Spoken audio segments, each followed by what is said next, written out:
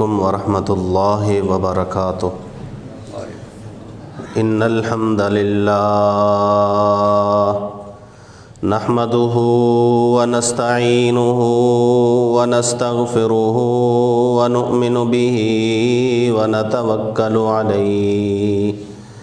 ونعوذ باللہ من شرور انفسنا ومن سیئات اعمالنا من يهده الله فلا مضل له ومن يضلله فلا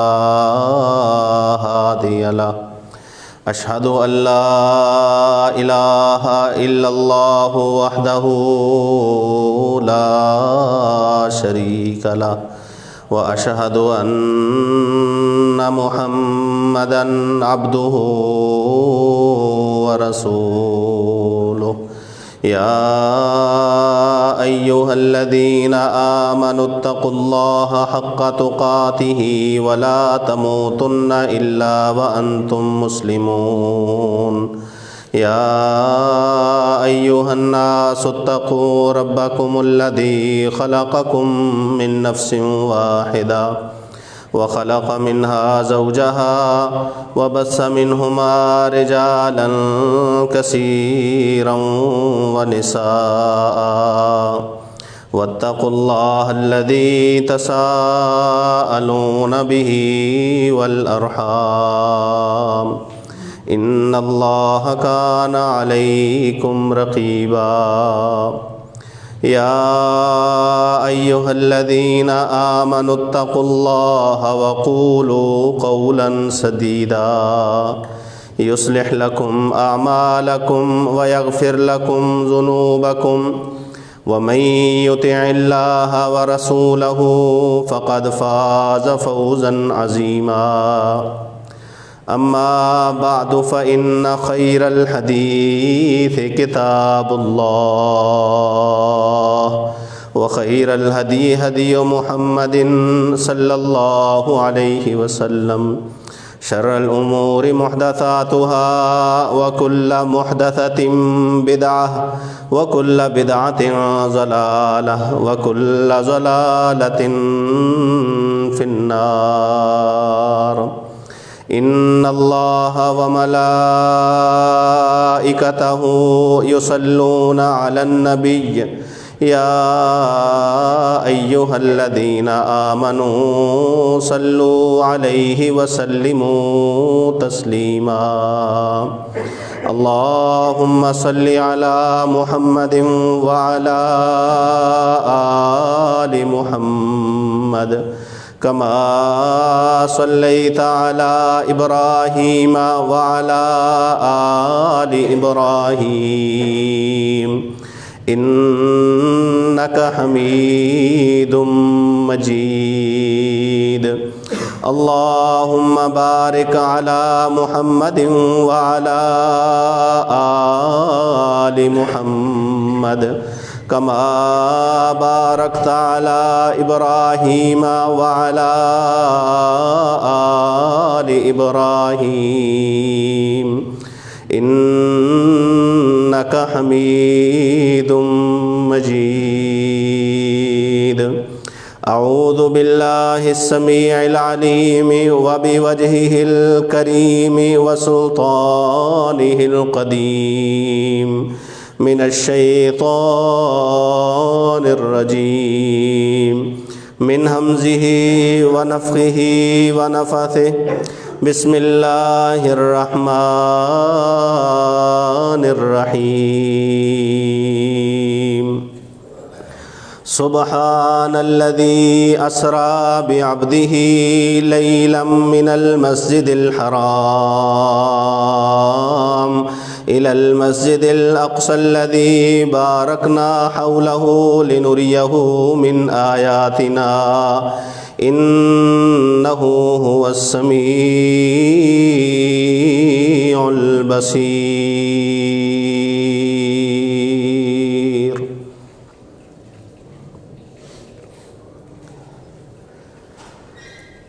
رسول اللہ صلی اللہ علیہ وآلہ وسلم کو اہل مکہ کی طرف سے جب شدید اذیت کا اور تکلیف کا سامنا کرنا پڑتا تو اللہ رب العزت رسول اللہ صلی اللہ علیہ وآلہ وسلم کی تسلی کے لیے کچھ نہ کچھ سامان فرماتے، کچھ بندوبست فرماتے، کچھ اچھے طاقتور لوگوں کا ساتھ مل جاتا، تو کبھی کوئی اچھا روب والا آدمی مسلمان ہو جاتا۔ ہر ایک پریشانی پہ اللہ رب العزت نے رسول اللہ صلی اللہ علیہ وآلہ وسلم کے لیے کسی نہ کسی تسلی کا، دلاسے کا، اطمینان کا بندوبست فرمایا، اور رسول اللہ صلی اللہ علیہ وآلہ وسلم کے سب سے اہم ساتھ دینے والے جو دو لوگ تھے، حضرت خدیجۃ الکبریٰ رضی اللہ تعالی عنہا اور رسول اللہ صلی اللہ علیہ وسلم کے چچا ابو طالب۔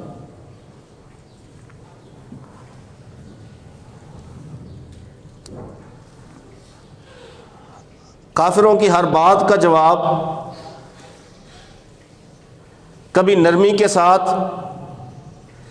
اور کبھی سختی اور جرت کے ساتھ جناب ابو طالب نے دیا، لیکن ایک وقت ایسا آیا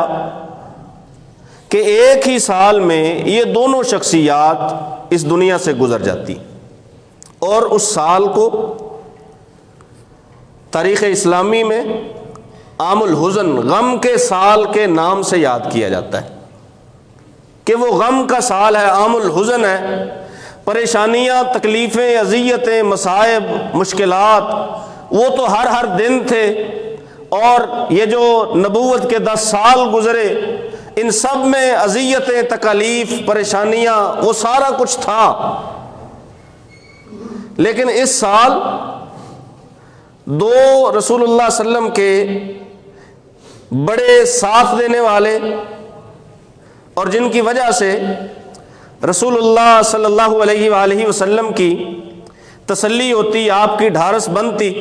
وہ دونوں اس دنیا سے چلے گئے۔ اب اذیتیں وہ جسمانی بھی دیا کرتے رسول اللہ صلی اللہ علیہ وسلم کو کفار، اور ذہنی طور پہ بھی ٹارچر کیا کرتے، تو اللہ رب العزت نے رسول اللہ صلی اللہ علیہ وآلہ وسلم کے لیے ایک اور تسلی کا بندوبست فرمایا، جو اس موقع پر جب رسول اللہ صلی اللہ علیہ وسلم انتہائی پریشان اور آنے والے دنوں کے بارے میں انتہائی مضطرب کہ اب آنے والے دنوں میں کیا بنے گا، اللہ وحدہ لا شریک نے رسول اللہ صلی اللہ علیہ وآلہ وسلم کو معراج پہ بلوا لیا۔ یہ بھی ایک تسلی تھی، ایک دلاسا تھا، ایک اطمینان تھا، اور ساتھ ہی ساتھ اللہ وحدہ لا شریک نے رسول اللہ صلی اللہ علیہ وسلم کی صداقت کے لیے بطور دلیل، معراج ایک معجزہ ہے۔ رسول اللہ صلی اللہ علیہ وآلہ وسلم فرماتے ہیں کہ جبریل میرے گھر میں آئے، مجھے گھر سے مسجد حرام لے جایا گیا، وہاں پہ جا کے میرے سینے کو چاک کیا گیا اور اسے زمزم کے پانی سے دھویا گیا، پھر ایک بڑے تشت میں حکمت اور علم لایا گیا اور میرے سینے کو علم و حکمت سے بھر دیا گیا، اور پھر اس سینے کو دوبارہ سے بند کر دیا گیا، مجھے ایک ایسی سواری پہ سوار کروایا گیا جو سفید رنگ کی تھی، گدھے سے کچھ بڑی، خچر سے کچھ چھوٹی، لیکن اس کی سبک رفتاری، تیزی رفتار اتنی تھی کہ اس کا قدم وہاں پہ جا پڑتا تھا جہاں تک اس کی نظر جایا کرتی تھی، جہاں اس کی نظر پڑتی اس کا قدم وہاں پہ جا پڑتا اور مجھے اس سواری پہ جبریل علیہ الصلوۃ والسلام مسجد اقصی لے گئے۔ بیت المقدس، بیت المقدس درست نہیں ہے تلفظ، بیت المقدس،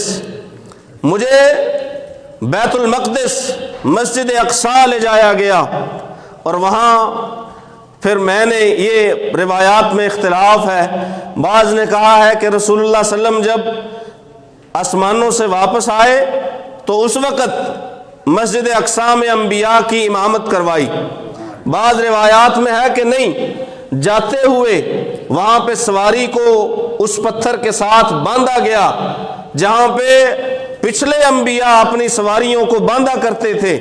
اور وہیں پہ رسول اللہ صلی اللہ علیہ وآلہ وسلم نے تمام انبیاء کی امامت فرمائی۔ یہ جو سفر ہے رسول اللہ صلی اللہ علیہ وآلہ وسلم کا، اس کی تاریخوں کے بارے میں اختلاف ہے۔ بعض نے ربیع الاول کے مہینے میں کہا ہے، بعض نے کہا ہے کہ رمضان کے مہینے میں ہوئی، لیکن سید سلیمان منصور پوری رحمہ اللہ تعالی، سیرت کی ایک مایہ ناز کتاب ہے رحمت للعالمین، اس کے مصنف، انہوں نے تواریخ کے حساب سے محمود پاشا فلکی کی جو تحقیق ہے اس پہ اعتبار کیا ہے۔ رسول اللہ صلی اللہ علیہ وسلم کی تاریخ پیدائش کے حوالے سے انہوں نے 9 ربیع الاول، چاند کے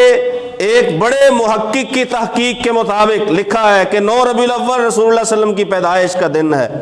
اور انہوں نے اپنی کتاب میں معراج کا سفر یہ 27 رجب کی رات کو لکھا ہے۔ 27 رجب، یہ تحقیق بھی محمود پاشا فلکی کی ہے اور سید سلیمان منصور پوری نے رحمت للعالمین میں لکھی ہے، اور رسول اللہ صلی اللہ علیہ وسلم کی جو پیدائش کی تاریخ ہے وہ بھی تحقیق محمود پاشا فلکی کی ہے، اور سید سلیمان منصور پوری رحمہ اللہ تعالی نے اپنی کتاب رحمت للعالمین میں لکھی ہے۔ سالوں میں بھی اختلاف کہ کس سال ہوئی، بعض کہتے ہیں جس سال نبوت ملی اسی سال معراج ہوئی، کچھ کہتے ہیں نبوت کے 5ویں سال ہوئی، لیکن یہ بات طے ہے کہ حضرت خدیجہ رضی اللہ تعالی عنہا کی وفات تک نماز پنجگانہ فرض نہیں ہوئی تھی، اور نماز پنجگانہ فرض کب ہوئی؟ جب رسول اللہ صلی اللہ علیہ وسلم کو معراج کروائی گئی۔ اور یہ بھی معلوم ہے کہ جناب خدیجۃ الکبریٰ رضی اللہ تعالی عنہا کی وفات نبوت کے 10ویں سال رمضان المبارک میں ہوئی۔ اب معراج کا واقعہ اس کے بعد کا ہے، چاہے نبوت کے 11ویں سال کا ہے یا نبوت کے 12ویں سال کا ہے، سالوں میں بھی اختلاف ہے، مہینوں میں بھی اختلاف ہے، تاریخوں میں بھی اختلاف ہے، لیکن سب سے زیادہ جو مشہور ہے وہ مہینہ رجب کا ہے، اور 27 رجب کی رات جو ہے یہ مشہور ہے کہ رسول اللہ صلی اللہ علیہ وسلم کو اسی رات معراج کروائی گئی۔ اب رسول اللہ صلی اللہ علیہ وآلہ وسلم نے معراج کے حوالے سے چند باتیں بیان فرمائی ہیں۔ بعض لوگوں نے کہا ہے کہ جو معراج ہے یہ رسول اللہ صلی اللہ علیہ وسلم کو خواب میں ہوئی ہے، آپ سوئے ہوئے تھے، حدیث کے لفظ بھی ہیں کہ جب فرشتے میرے پاس آئے تو میں سونے جاگنے کے درمیان کی کیفیت میں تھا، تو انہوں نے اس سے یہ مراد لے لیا کہ یہ کیفیت رسول اللہ صلی اللہ علیہ وسلم کی وہ تھی کہ آپ سو رہے ہیں یا جاگ رہے ہیں اس کے درمیان، تو معراج خواب میں ہوئی ہے۔ اگر معراج خواب میں ہوتی تو معجزہ کیسے بنتا؟ خواب میں تو کوئی بھی بڑی سے بڑی چیز، چھوٹی سے چھوٹی چیز، کوئی بھی انہونا واقعہ وہ پیش آ سکتا ہے، کسی کے ساتھ بھی آ سکتا ہے۔ اب کوئی کہے کہ میں نے خواب میں یہ دیکھا ہے، اسے جھٹلایا نہیں جا سکتا، نہیں جھٹلایا جا سکتا۔ خواب میں بڑے سے بڑا کوئی بندہ دعویٰ کر سکتا ہے، حقیقت یہ ہے کہ رسول اللہ صلی اللہ علیہ وآلہ وسلم کو روح اور جسم سمیت بیداری کی حالت میں اللہ وحدہ لا شریک نے یہ سیر کروائی، اور اللہ رب العزت نے اس سیر کا تذکرہ قرآن مجید میں 2 جگہوں پہ فرمایا۔ ایک جگہ تو یہ سورہ بنی اسرائیل کی آیت، اسے سورہ اسراء بھی کہا جاتا ہے، اور دوسرا سورہ نجم میں۔ سورہ اسراء میں رسول اللہ صلی اللہ علیہ وسلم کے زمینی سفر کا تذکرہ ہے، اور سورہ نجم میں پھر مسجد اقصیٰ سے جو اوپر آسمانوں تک اور سدرۃ المنتہا تک رسول اللہ صلی اللہ علیہ وسلم کی رسائی اور آپ کا جانا ہے، یہ سورہ نجم میں اللہ وحدہ لا شریک نے ذکر فرمایا ہے، اور اس کی تفصیل رسول اللہ صلی اللہ علیہ وسلم کی احادیث میں ملے گی۔ رسول اللہ صلی اللہ علیہ وسلم نے اس راستے میں مسجد اقصیٰ پہنچنے سے پہلے جس پیغمبر کو دیکھا وہ جناب موسیٰ علیہ السلام تھے، اور وہ اپنی قبر میں نماز پڑھ رہے تھے۔ رسول اللہ صلی اللہ علیہ وسلم گزرے تو جناب موسیٰ علیہ السلام اپنی عبادت میں مصروف تھے اپنی قبر میں، پھر وہاں پہ مسجد اقصیٰ میں گئے، وہاں پہ رسول اللہ صلی اللہ علیہ وسلم نے تمام انبیاء کی امامت کروائی، اس لیے امام الانبیاء ٹھہرے، حالانکہ وہاں بڑے بڑے جلیل القدر انبیاء اور رسل اولو العزم پیغمبر موجود تھے، لیکن وہ شاعر کہتا ہے کہ جبریل نے کہا جتھے تسی ہوو اے ہو ہی نہیں سکدا، مسلے تے کوئی کھلو ہی نہیں سکدا۔ جہاں آپ ہوں وہاں امامت پہ آپ ہوں گے۔ امام الانبیاء ٹھہرے، امام الانبیاء کا لقب اسی لیے دیا جاتا ہے کہ آپ صلی اللہ علیہ وسلم نے تمام انبیاء کی امامت فرمائی۔ رسول اللہ صلی اللہ علیہ وسلم نے فرمایا ثم عرج بی الی السماء الدنیا، پھر مجھے یہ جو قریب کا آسمان ہے پہلا جو یہاں سے نظر آتا ہے، یہ اس آسمان پہ مجھے لے جایا گیا۔ تو جب آسمان کے دروازے پہ پہنچے تو جبریل علیہ السلام نے دروازہ کھٹکھٹایا، اجازت طلب کی۔ پوچھنے والے نے پوچھا کون ہے؟ کہا میں جبریل ہوں۔ ساتھ کون ہے؟ کہا محمد ہے صلی اللہ علیہ وسلم۔ کہا اچھا یہ بتاؤ یہ جو آپ کے ساتھ ہیں یہ خود سے آئے ہیں یا انہیں بلایا گیا ہے؟ خود سے آئے ہیں یا بلایا گیا ہے؟ یہاں پہ آپ رک کے ایک چھوٹی سی بات پہ توجہ کیجئے کہ اللہ کے پیغمبر ہیں صلی اللہ علیہ وسلم، امام الانبیاء ہیں، 7 فرشتوں کا سردار ہے جبریل علیہ السلام، لیکن آسمان کا دروازہ کھولنے سے پہلے اجازت لے رہے ہیں، اور آگے سے پوچھا جا رہا ہے۔ ہمیں کچھ قصے اور کہانیاں ایسی بھی سنائی جاتی ہیں کہ ایک ایسا شخص جو پیغمبر بھی نہیں، رسول نہیں، محض کوئی نیک آدمی ہے رسول اللہ صلی اللہ علیہ وسلم کی امت میں سے، وہ لوح محفوظ تک پہنچ سکتا ہے، کوئی رکاوٹ نہیں، کوئی رکاوٹ نہیں، کوئی اجازت نہیں، کوئی پوچھ گچھ نہیں،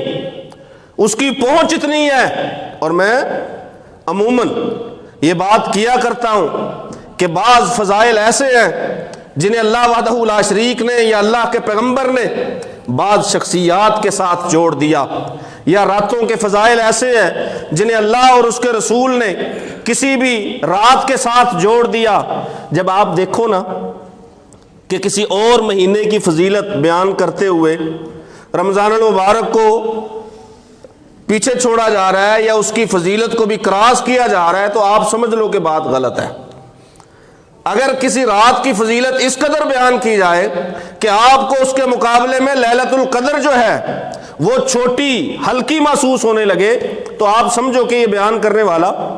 غلط کر رہا ہے۔ اگر کسی شخصیت کی فضیلت کو بیان کرتے ہوئے مبالغے کی اس حد تک جایا جائے کہ آپ کو اس شخصیت کے مقابلے میں اللہ کے پیغمبر ان کی فضیلت کم لگنے لگے کہ سمجھو کہ سامنے والا جھوٹ بول رہا ہے، اپنے پاس سے چھوڑ رہا ہے، اس کے پاس نہ علم ہے، نہ اس کے پاس عقل ہے، نہ اس کے پاس تفاضل کا کوئی مناسب میزان یا پیمانہ ہے کہ جس کے ساتھ جو ہے یہ اور رسول کے علاوہ اور لوگوں کو یہ میں نے شاید جب حرمت رسول کے بارے میں چند جمعے بیان کیے ہیں تو میں نے ان میں یہ بات کی تھی کہ رسول اللہ صلی اللہ علیہ وآلہ وسلم کی بے حرمتی یہ بھی ہے کہ کسی اور کو آپ کے درجے سے اوپر لے جایا جائے۔ ویسے تو بے حرمتی کوئی مسلمان نہیں کرتا، لیکن ہمیں نیک لوگوں کے من گھڑت فضائل اور واقعات میں الجھا کے اور عقیدت میں پھنسا کے وہ انہیں ایسے پینٹ کیا جاتا ہے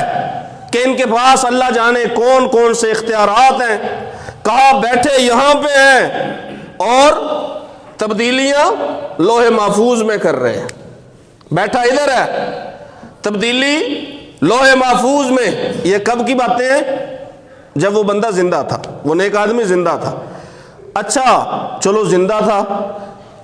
اب تو وہ زندہ بھی نہیں ہے، کہا نہیں بھی زندہ پھر بھی تبدیلیاں۔ اندازہ کرو، اندازہ کرو معراج کی رات، جس سے بڑا معجزہ آپ یوں سمجھیے کہ کائنات میں کسی اور نبی اور رسول کو دیا نہیں گیا، یہ معجزہ ہے۔ اللہ وحدہ لا شریک نے بطور خاص رسول اللہ صلی اللہ علیہ وآلہ وسلم کو عطا فرمایا، یہ معجزہ ہے۔ ادھر معجزے کے بغیر ہی نہ نبی ہے، نہ رسول ہے، نہ اور کچھ ہے، نہ معجزات کا حامل ہے، لیکن لوح محفوظ تک رسائی ہے۔ فرشتوں سے روحیں چھین بھی لیتا ہے، ان کو روحیں دے بھی دیتا ہے، اختیار اس کا ہے۔ کہا کشتی ڈبو بھی دیتا ہے، 12 سال بعد پھر انہیں مرے ہوئوں کو زندہ بھی کر لیتا ہے۔ لا حول ولا۔ جبرائیل اجازت مانگتے ہیں، ساتھ رسول اللہ صلی اللہ علیہ وسلم ہے، کہا خود آئے ہیں یا بلایا گیا ہے؟ جبرائیل نے کہا بلایا گیا ہے، خود نہیں آئے، انہیں دعوت گئی ہے، انہیں بلایا گیا ہے، انہیں لے کے آیا گیا ہے۔ اچھا پھر آئیے آسمان پہ، انبیاء کے ساتھ ملاقاتیں، پہلے آسمان پہ، دوسرے پہ، تیسرے پہ، چوتھے پہ، پانچویں پہ، چھٹے پہ، ساتویں پہ، جن جن انبیاء سے ملاقاتیں ہوئیں ان میں جناب عیسیٰ اور جناب یحییٰ علیہ السلام، اور پھر ملاقات ہوئی جناب ادریس علیہ السلام سے، پھر رسول اللہ صلی اللہ علیہ وسلم ملے جناب یوسف علیہ السلام سے، ایسے ہی چھٹے آسمان پہ یا پانچویں پہ جناب موسیٰ علیہ السلام سے، اور ساتویں آسمان پہ ابراہیم علیہ السلام سے، ابراہیم علیہ السلام سے ملے۔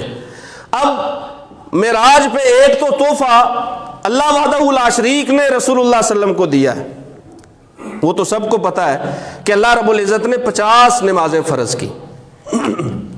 50 نمازیں فرض کی۔ یہ معجزہ اور یہ تحفہ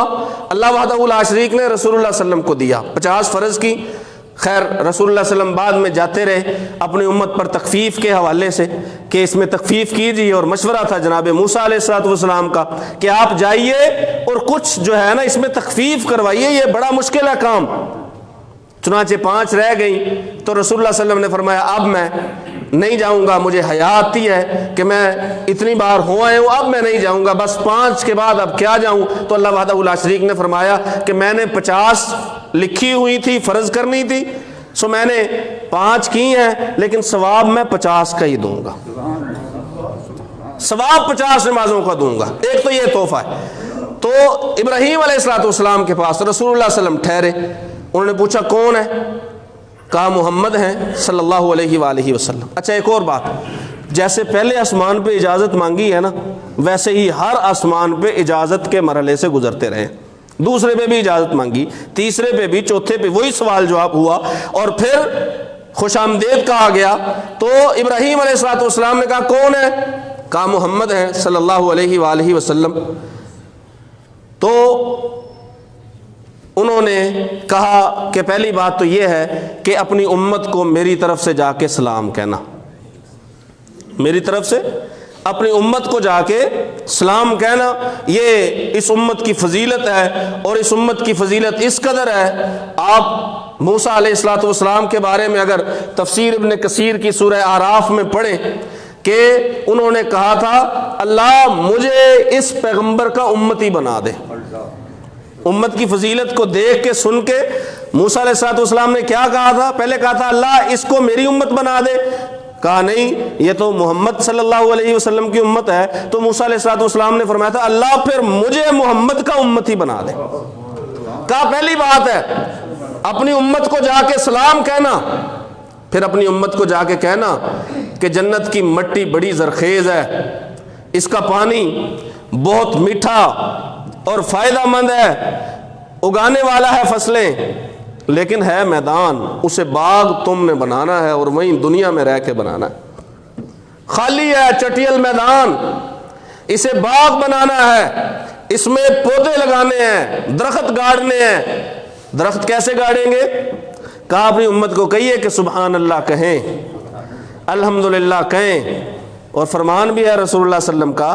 سبحان اللہ کہنے سے جنت میں ایک پودا لگا دیا جاتا ہے، اور اس قدر سائیدار اور اس کی لمبائی چوڑائی اس قدر کہ اگر ایک عربی گھوڑا 100 سال دوڑتا رہے اس کے سائے کو پار نہیں کر سکے گا۔ سبحان اللہ، الحمدللہ، اللہ اکبر، لا الہ الا اللہ، لا حول ولا قوت الا باللہ، یہ 5 وظائف بتلائے ابراہیم علیہ السلام نے۔ کہا سلام بھی کہنا ہے جا کے، اور یہ بھی کہنا ہے کہ جنت میں اپنے درخت لگا لو، اور یہ اذکار ہیں 5 جن کی وجہ سے اللہ وحدہ لا شریک جنت میں درخت لگاتے ہیں۔ رسول اللہ صلی اللہ علیہ وسلم نے فرمایا مجھے پھر 7ویں آسمان کے بعد میرے لیے سدرۃ المنتہا کو لایا گیا، میرے لیے سدرۃ المنتہا کو سامنے کیا گیا، میں نے اسے دیکھا، اس کا حسن اس قدر ہے کہ اسے بیان کیا ہی نہیں جا سکتا، اسے دیکھا جا سکتا ہے، محسوس کیا جا سکتا ہے، لیکن اسے بیان کیا جا سکتا نہیں۔ اس کے جو پھل ہیں وہ حجر کے جو مٹکے ہیں ان کے برابر ہیں، اور اس کے پتے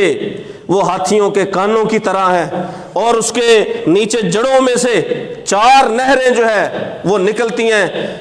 2 نہریں باطنی ہیں، 2 نہریں ظاہری ہیں۔ میں نے جبریل سے پوچھا یہ کیا ہے؟ کہا یہ جو باطنی نہریں ہیں نا یہ تو جنت میں ہیں، یہ جنت میں ہیں، اور جو ظاہری نہریں ہیں یہ دنیا میں ہیں، یہ نیل اور فرات ہیں، یہ نہریں نیل اور فرات ہیں، یہ دنیا میں ہیں۔ رسول اللہ صلی اللہ علیہ وآلہ وسلم نے فرمایا سدرۃ المنتہا وہ مقام ہے کہ جہاں پہ اگر یہاں نیچے سے کوئی چیز جائے گی تو بس وہ وہیں تک جائے گی، اس کے بعد اسے اوپر سے لے لیا جائے گا، اگر اوپر سے کوئی چیز آئے گی تو وہیں سدرۃ المنتہا تک آئے گی، اور اسے پھر نیچے سے وصول کیا جائے گا۔ امام نووی نے شرح مسلم میں اور ابن حجر عسقلانی نے صحیح البخاری کی شرح فتح الباری میں یہ لکھا ہے کہ اس سے اوپر کائنات میں صرف ایک شخصیت گئی ہے اور وہ محمد الرسول اللہ صلی اللہ علیہ وسلم ہے، کوئی چیز بھی نہیں، وہاں تک پہنچا کے بس اسے لے لیا جاتا ہے۔ اور اوپر سے اگر کوئی نیچے آئے تو نیچے سے کوئی اوپر نہیں جاتا، اوپر سے کوئی نیچے نہیں آتا، لیکن ایک شخصیت ہے جو اس سے اوپر گئی ہے اور وہ محمد الرسول اللہ صلی اللہ علیہ وآلہ وسلم ہے۔ رسول اللہ صلی اللہ علیہ وآلہ وسلم کو وہاں پہ اللہ وحدہ لا شریک نے اپنی بہت ساری نشانیاں دکھائیں، بہت ساری نشانیاں دکھائیں، عذاب دکھائے، جزا دکھائی، ثواب بھی دکھائے، اور کئی لوگوں کے جنت میں محل دکھائے رسول اللہ صلی اللہ علیہ وسلم کو، ان محلوں کو نام کے ساتھ، یہ فلاں کا ہے فلاں کا ہے۔ ایسے ہی جہنم میں طبقات دکھائے، اور طبقات قوموں کا نام لے کے، لوگوں کا نام، اعمال کا نام لے کے، اور سزائیں دکھائیں، یہ فلاں، یہ زناکار کی سزا ہے، یہ سود خور کی سزا ہے، اور یہ جو ہے یتیموں کا مال کھانے والے کی سزا ہے۔ رسول اللہ صلی اللہ علیہ وسلم کو سزائیں دکھائی گئی، ان کا ہم تذکرہ انشاءاللہ پھر کبھی موقع ملا تو کریں گے۔ رسول اللہ صلی اللہ علیہ وآلہ وسلم اب واپس آتے ہیں، واپس آئے، اور اللہ وحدہ لا شریک فرماتے ہیں ہم نے رات کے ایک حصے میں یہ سارا کچھ، لیلن، رات کے ایک حصے میں مسجد حرام سے مسجد اقصیٰ تک اور پھر آسمانوں تک، پھر رسول اللہ صلی اللہ علیہ وسلم واپس آئے، واپس آ کے رسول اللہ صلی اللہ علیہ وسلم نے بیان کیا۔ ماننے والی بات تو تھی نہیں، وہ جو پہلے ہی ڈھونڈا کرتے تھے کمیاں، خامیاں، کوتاہیاں، کچھ نہ کچھ کمزوری ہمیں نظر آئے اور ہم تنقید کریں، تانا دیں، انہوں نے کہا لو جی بات مل گئی ہے۔ انہوں نے رسول اللہ صلی اللہ علیہ وآلہ وسلم کو جھٹلانا چاہا۔ جھٹلانے کے لیے سب سے پہلے کیا کہا ہمارے لیے بیت المقدس جو ہے، مسجد اقصیٰ، صف لنا، وہ بیان کرو کہ کیسی ہے۔ بیان اب جس نے ایک بار دیکھا ہو وہ ہر ایک چیز تو نہیں اس کی بیان کر سکتا، لیکن رسول اللہ صلی اللہ علیہ وسلم فرماتے ہیں کہ اللہ وحدہ لا شریک نے ان کا سوال کرنے کے بعد بیت المقدس کو میرے سامنے لا کھڑا کیا۔ وہ پوچھتے رہے اور رسول اللہ صلی اللہ علیہ وآلہ وسلم بتاتے رہے۔ پھر مکہ کا ایک قافلہ رسول اللہ صلی اللہ علیہ وسلم کو راستے میں ملا تھا، آپ صلی اللہ علیہ وآلہ وسلم نے اس قافلے سے پانی بھی پیا تھا اور آپ نے بتایا کہ وہ فلاں جگہ پہ ہے، اتنے دنوں بعد یہاں پہ پہنچ جائے گا، اور ان کا ایک اونٹ جو ہے اس وقت گم ہوا تھا، کچھ لوگ اس کی تلاش میں تھے۔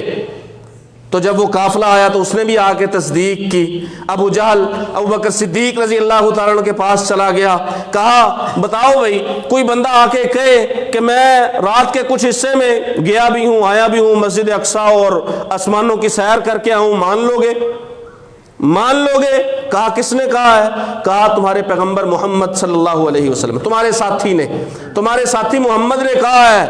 ابو بکر صدیق رضی اللہ تعالیٰ نے کہا یہ بات تو چھوٹی سی ہے، ہم نے اس سے بڑی بات ماننی ہوئی ہے۔ یہ بات کیا ہے؟ ہم نے اس سے بڑی بات ماننی ہے۔ انہوں نے کہا میں اللہ کا پیغمبر ہوں، ہم نے مان لیا۔ انہوں نے کہا میرے اوپر وحی آتی ہے، ہم نے مان لیا۔ کہا میں فرشتوں کو دیکھتا ہوں، ہم نے مان لیا۔ یہ تو چھوٹی سی بات ہے، ہم نے اس سے بڑی بات، ہم اس سے بڑی بات ماننے ہوئے ہیں، یہ چھوٹی سی بات ہے۔ اگر محمد الرسول اللہ صلی اللہ علیہ وسلم نے کہا ہے تو بالکل سچ کہا ہے۔ غرض انہوں نے جو بھی کوشش کی رسول اللہ صلی اللہ علیہ وسلم کو جھٹلانے کی، رسول اللہ صلی اللہ علیہ وسلم کو اللہ وحدہ لا شریک نے مزید سچا ثابت کر دیا۔ یہ معراج، سفر معراج، یہ ایک علم ہے، اور اس علم کو ہر ایک مسلمان کو چاہیے کہ وہ حاصل کرے، وہ سیکھے، وہ پڑھے، وہ رسول اللہ صلی اللہ علیہ وسلم کی سیرت کا مطالعہ کرے اور دیکھے کہ رسول اللہ صلی اللہ علیہ وسلم کا سفر معراج کیسا تھا، اور رسول اللہ صلی اللہ علیہ وسلم سفر معراج پہ کیا لے کے گئے، اور رسول اللہ صلی اللہ علیہ وسلم ہمارے لیے سفر معراج سے کیا لے کر آئے۔ اللہ سے دعا ہے اللہ سن سمجھ کے عمل کی توفیق نصیب فرمائے۔ وما علیہ